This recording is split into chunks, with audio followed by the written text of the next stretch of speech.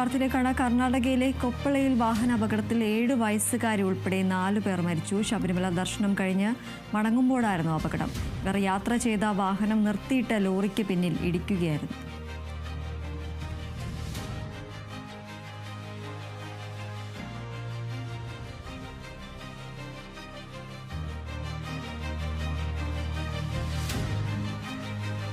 കർണാടകയിലെ കൊപ്പളയിലാണ് വാഹനാപകടത്തിൽ 7 വയസ്സുകാരി ഉൾപ്പെടെ 4 പേർ മരിച്ചത്. ശബരിമല ദർശനം കഴിഞ്ഞ് മടങ്ങുമ്പോഴാണ് ഈ ഒരു അപകടമുണ്ടായത്. ഇവർ യാത്ര ചെയ്ത വാഹനം നിർത്തിയിട്ട ലോറിക്ക് പിന്നിൽ ഇടിക്കുകയായിരുന്നു. 7 വയസ്സുകാരി ഉൾപ്പെടെ 4 പേരാണ് ഈ അപകടത്തിൽ മരിച്ചത്. കർണാടകയിലെ കൊപ്പളയിലാണ് ഈ വാഹനാപകടമുണ്ടായത്.